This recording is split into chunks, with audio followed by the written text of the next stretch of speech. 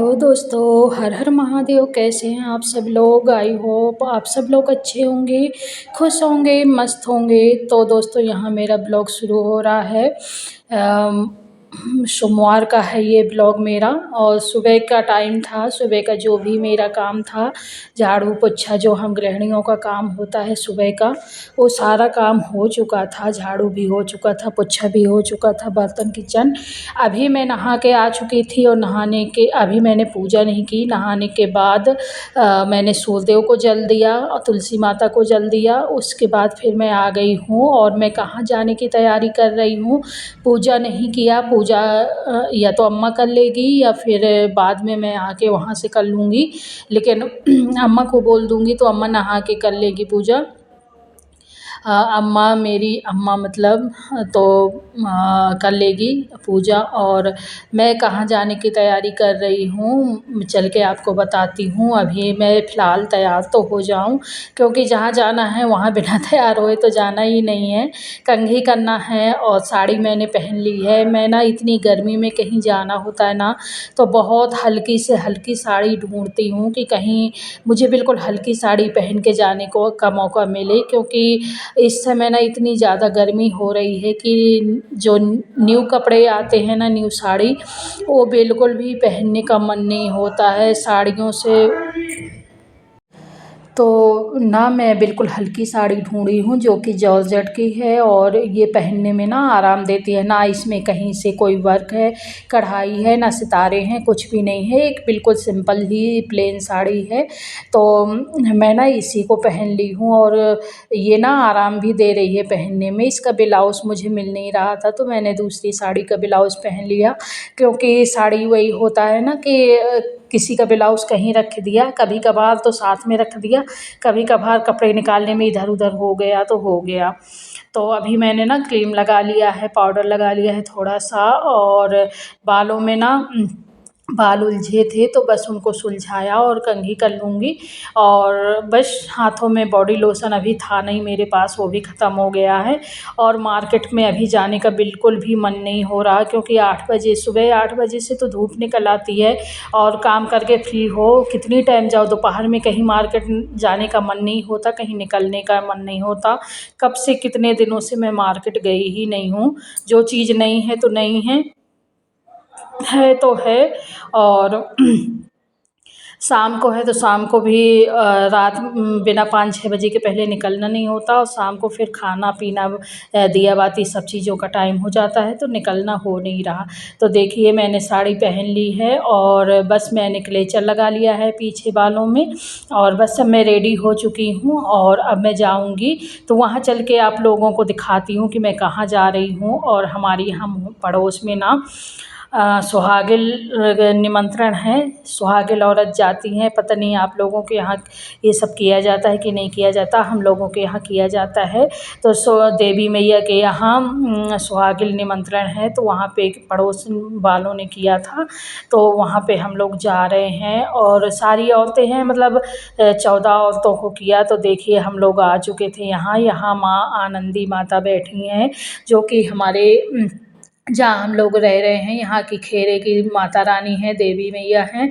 और यहाँ देखिए 14 औरतें सब लोग मिलके बैठी हैं, और ज़मीन में ही बैठे हैं। वे वहाँ जहाँ माता रानी बैठी हैं, उनके नीचे वाली ज़मीन में बैठे हैं। और देखिए, माता रानी चौतरे के ऊपर बैठी हैं, उधर भोलेनाथ बैठे हैं, ब्रह्म बाबा बैठे हैं, और शारदा मैया बैठी हैं, और ये चौतरे के ऊपर इधर को भी बैठी हैं, और उधर आगे साइड को भी बैठी हैं। तो हम लोग पीछे साइड बैठे थे, तो पीछे साइड से जितना दिख रहा है उतना मैं दिखा रही हूँ आप लोगों को। तो देखिए, सभी औरतें ना एक दूसरे से हंस रही हैं, बोल रही हैं, बातें कर रही हैं। होता ही है ना, जहाँ चार औरतें बैठती हैं ना, तो वहाँ कुछ ऐसी बातें होती ही होती हैं कि जहाँ कुछ हंसी वाली बातें होती हैं, कुछ चुगली वाली बातें होती हैं। तो देखिए, वहाँ से हम लोग खा के आ गए थे, और मैं ज़्यादा वीडियो वहाँ का इसलिए नहीं बना पाई कि वहाँ बंदर बहुत परेशान किए थे। और जो भी मिठाई वगैरह, रंग वगैरह हम लोगों ने लगाया, मिठाई वगैरह जो भी सब लोगों ने खाया, तो बहुत लुक छिप के खाया, क्योंकि बंदर बार बार आ रहा था, परेशान कर रहा था। तो यहाँ पे देखिए मैं पूजा करके आ चुकी थी और इतनी ज़्यादा गर्मी लग रही है ना कि अभी मैं देखिए मैं आके फिर मैंने कपड़े चेंज किए और न्यू साड़ी उतार के कपड़े चेंज किए। फिर मैंने बनाया इडली सांभर और चटनी मूंगफली की, क्योंकि बेटे को मेरे पसंद थी और वो कल मुझसे बोला कि माँ इडली सांभर बना देना। तो फिर मैंने कल तो नहीं बनाया, आज मैंने बनाया क्योंकि बेटे की पसंद है इडली सांभर और चटनी। तो मैंने उसके लिए इडली सांभर चटनी बनाया और खाने में बहुत ही टेस्टी बना था। और मुझे ना मेरे तीनों बच्चों को भी पसंद है इडली सांभर चटनी, सभी को पसंद है मूंगफली की। तो वो दोनों तो बाहर ही हैं और बेटे को भी जाना था, तो उसको भी मतलब ये हुआ कि लखनऊ में जो आग वगैरह लग गई ना, तो उसकी वजह से 2 दिनों की छुट्टी और हो गई। तो फिर नहीं गया, अब 2 दिन बाद ही जाएगा। तो बस मैंने देखिए यहाँ पे कुछ इडली बन गई हैं और कुछ बन ही रही हैं। तो देखिए यहाँ पे एकदम अच्छे से ठंडी हो गई हैं इडली और मैं इनको अच्छे से निकाल लूँगी और इसी तरह बनाती जाऊँगी। ये मेरा लंच है, लंच का टाइम था। और यहाँ पे देखिए चटनी के लिए मैंने मूंगफली भूंज के रख ली थी, धनिया की पत्ती, नारियल का बुरादा था क्योंकि कच्चा नारियल मेरे पास था नहीं और नारियल का बुरादा था तो उसी को मैंने डाल दिया था। और इसके जो भुजी मूंगफली के छिलके मैंने निकाल लिए हैं, थोड़ी बहुत बचे होंगे तो चल जाएगा। और यहाँ पे हरी मिर्ची भी डाल दी थी। और देखिए उसके बाद लंच के बाद सब लोगों ने इडली सांभर खाया, बर्तन वगैरह कर लिया। उसके बाद फिर मैंने गैस को रखा बाहर आंगन में और मैं बना रही हूँ मूंग के लड्डू, जो कि बहुत ही हेल्दी और बहुत ही मतलब अच्छे होते हैं गर्मी में चूँकि मूंग कितनी हेल्दी होती है हम सभी को पता है। और गर्मी में इसका एक तासीर भी इसकी ठंड होती है, तो गर्मी में ना मूंग के लड्डू हमें ज़रूर से बनाने चाहिए। तो बेटा भी था तो मैंने सोचा कि अभी बना लेते हैं, क्योंकि अगर बच्चे हुए ना घर में तभी ये सारी चीज़ें बनाने का मन होता है। अगर बच्चे बाहर चले गए ना तो फिर अपने लिए तो बस वही सिंपल खाना बना के खा लो, उतना ही बहुत है। कुछ भी अलग से बनाने खाने का फिर मूड नहीं होता, मन ही नहीं चलता।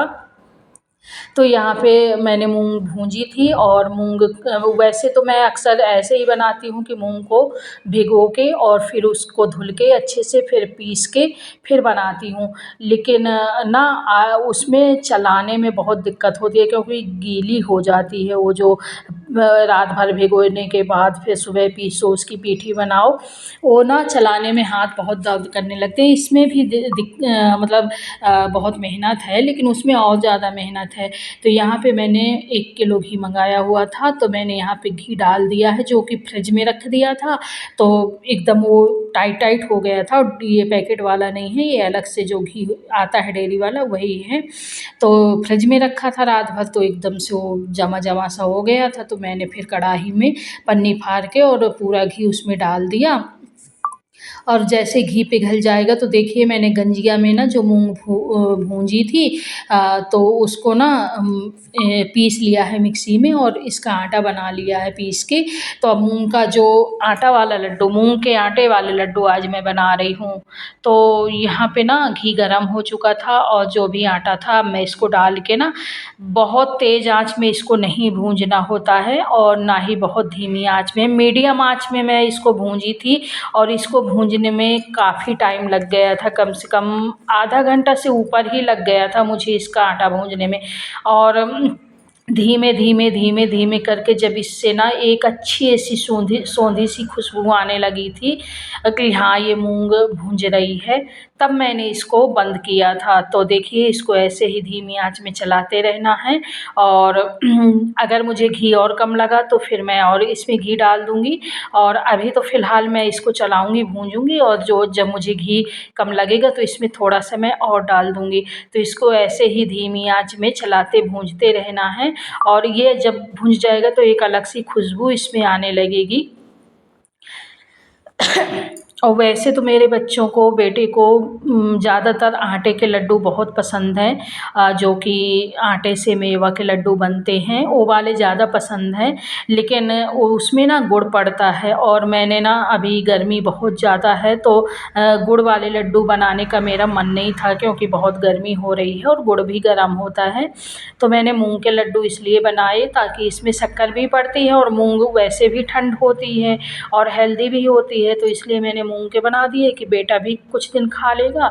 और बेटियां तो बाहर ही हैं, तो जब वो लोग आएंगी तब उनके लिए भी बना दूंगी, ऐसा नहीं है।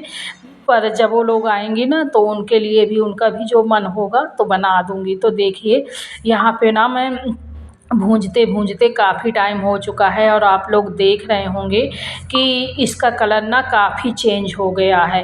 पहले एकदम हरा हरा था, और अब आप लोग देख रहे होंगे कि इसका कलर रेड रेड हो गया है, काफ़ी भुन चुका है। और देखिए यहाँ पे मैंने ना एक साइड काजू को तला है, और मतलब फ्राई किया है घी डाल के, क्योंकि काजू को मैं ऐसे नहीं डालती, फ्राई करके डालो ना तो इसमें सोंधापन और ज़्यादा आ जाता है। तो मैंने एक तरफ काजू फ्राई कर लिया था, और किशमिश बिना फ्राई किए ही डाली है। काजू किशमिश डाल दिया है, और अब इसको मिक्स कर लूँगी।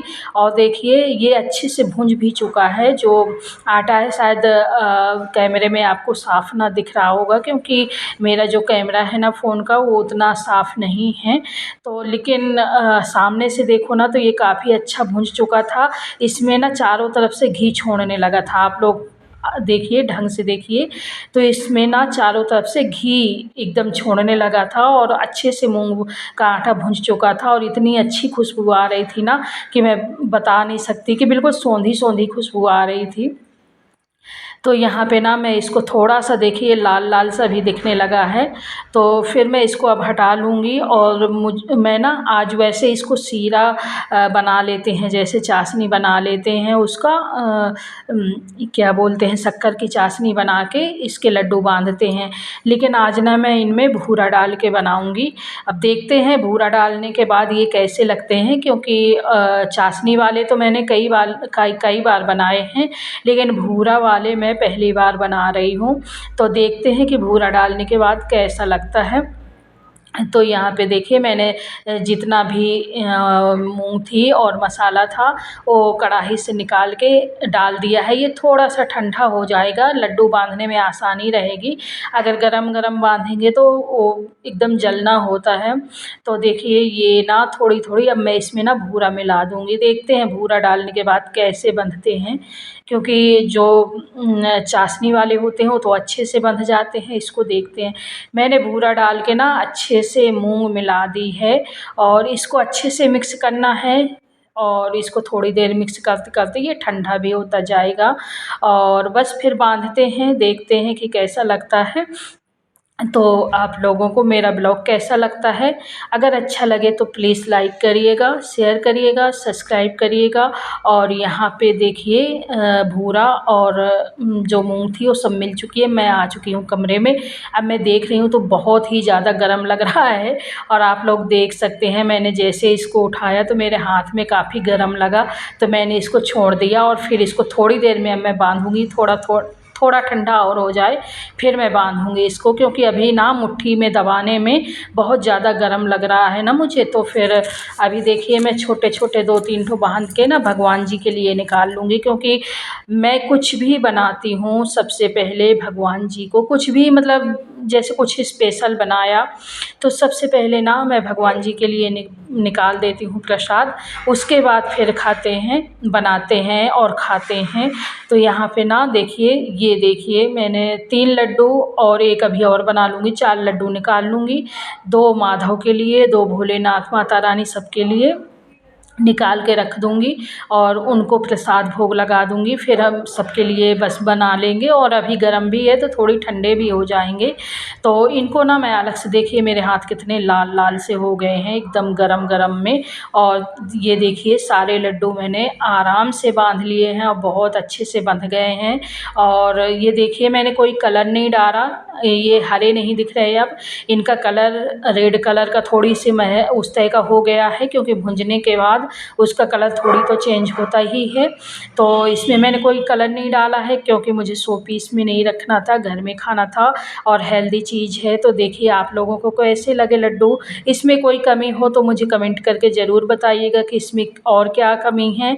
और मुझे तो बड़े अच्छे लगे, तो आप लोग भी इंजॉय कीजिए और हम लोग भी लड्डू खा के इंजॉय करते हैं, आप लोग भी इंजॉय कीजिए।